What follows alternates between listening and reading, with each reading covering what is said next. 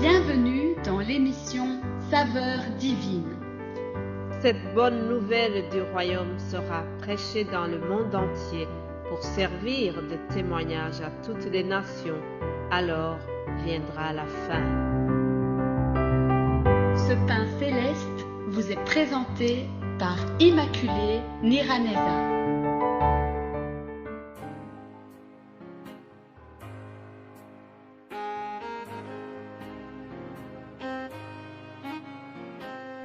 Shalom, shalom mes bien-aimés de Dieu, j'espère que vous allez bien là où vous vous trouvez. Bénissons l'Éternel ensemble qui nous donne ce nouveau jour. C'est ici la journée que l'Éternel a faite, qu'elle soit pour nous un sujet d'allégresse et de joie. Alléluia, je suis dans la joie de vous retrouver après ce petit moment de pause. Hier, ce n'était pas moi, comme vous l'avez constaté. Ma sœur Odette nous a partagé un message qui m'a beaucoup édifié. J'espère que ça a été de la même manière pour vous. Je bénis l'Éternel qui vraiment soutient ce ministère par ses serviteurs et ses servantes. Dieu nous utilise tous et c'est pour sa gloire. Alléluia. Alors, notre sœur nous a parlé de la prière, de comment Dieu exauce la prière. Oui, c'est le thème de cette semaine. Dieu écoute nos prières, Dieu les exauce. Mais il y a des conditions pour que nos prières soient exaucées. Je ne vais pas reprendre tous les points que ma sœur a cités, mais vous vous rappelez qu'elle nous a donné 4 points. Je vous renvoie au message d'hier, mais moi aujourd'hui je vais continuer en vous parlant de comment la prière d'Éliezer a été exaucée. Qui est Éliezer? Éliezer est le serviteur d'Abraham qui a eu la mission noble, celle d'aller chercher pour Isaac une femme. Waouh! Quelle mission! Donc, à la fois passée, nous vous avons parlé de cette famille d'Abraham.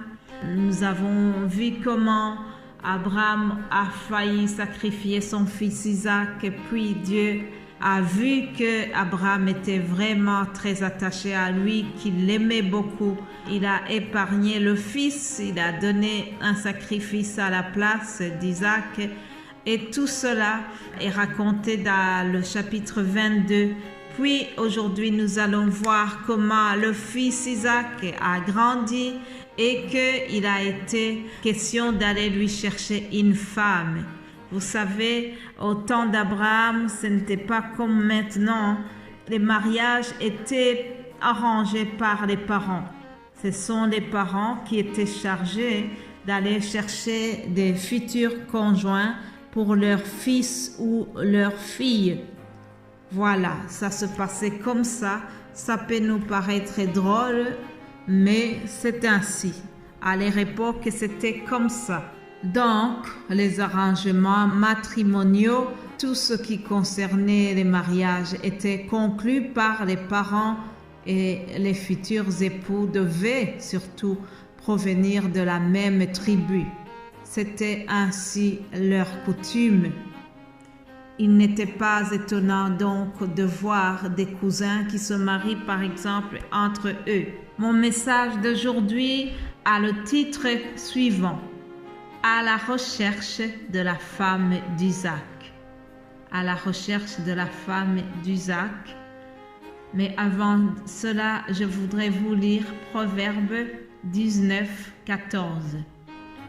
On peut hériter de ses pères une maison et des richesses, mais une femme intelligente est un don de l'Éternel.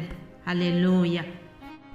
Puis nous allons lire dans Genèse 24, verset 12. Lisons au nom de Jésus-Christ. Et il dit: Éternel, Dieu de mon Seigneur Abraham, fais-moi, je te prie, rencontrer aujourd'hui ce que je désire et use de bonté envers mon Seigneur Abraham. que la jeune fille à laquelle je dirai « penche ta cruche, je te prie, pour que je boive » et qui répondra « bois, je donnerai aussi à boire à tes chameaux », soit celle que tu as destinée à ton serviteur Isaac. Et par là, je connaîtrai que tu uses de bonté envers mon Seigneur. Il n'avait pas encore fini de parler que sortit sa cruche sur l'épaule Rebecca, née de Bethuel, fils de Milca, femme de Nachor, frère d'Abraham. C'était une jeune fille très belle de figure. Elle était vierge et aucun homme ne l'avait connue. Elle descendit à la source et remplit sa cruche et remonta. Le serviteur courut au-devant d'elle et dit « Laisse-moi boire, je te prie, un peu d'eau de ta cruche. » Elle répondit « Bois, mon Seigneur. » Et elle s'empressa d'abaisser sa cruche sur sa main et de lui donner à boire. Quand elle a eu achevé de lui donner à boire, elle dit « Je puiserai aussi pour tes chameaux jusqu'à ce qu'ils aient assez bu. » Et elle s'empressa de vider sa cruche dans l'abreuvoir et courut encore au puits pour puiser, et elle puisa pour tous les chameaux. Et au verset 23, Eliezer pose cette question. Et il dit, « De qui es-tu fille? Dis-le-moi, je te prie. Y a-t-il dans la maison de ton père de la place pour passer la nuit? » Elle répondit, « Je suis fille de Bethuel, fils de Milca et de Nachor. » Elle lui dit encore, « Il y a chez nous de la paille et du fourrage en abondance et aussi de la place pour passer la nuit. » Alors l'homme s'inclina et adora l'Éternel en disant, « Béni soit l'Éternel, le Dieu de mon Seigneur Abraham, qui n'a pas renoncé à sa miséricorde et à sa fidélité envers mon Seigneur. Moi-même, l'Éternel m'a conduit à la maison des frères de mon Seigneur. » La jeune fille courut raconter ces choses à la maison de sa mère. Amen. Voilà, chers amis, nous venons de lire un très long texte, mais en résumé, sachez que le serviteur d'Abraham qui s'appelle Eliezer, celui dont on a parlé dans le chapitre 15, lorsque je vous ai donné le titre qui s'appelle « On ne s'arrange pas avec Dieu ». Donc, Eliezer était le serviteur de cette famille et Abraham l'a envoyé très loin dans un autre pays, où on va dire une autre ville lointaine, où il devait chercher la femme d'Isaac, parce qu'ils avaient eu la recommandation comme quoi Isaac ne devait pas épouser une femme étrangère. Dieu ne voulait pas que Isaac épouse une étrangère parce que il y avait le risque que si il épousait une étrangère, il risquerait d'adorer les dieux étrangers. Vous voyez, Dieu avait intérêt à ce que Isaac épouse une femme israélite. Ainsi, c'était une garantie que toute la famille va continuer à prier l'Éternel.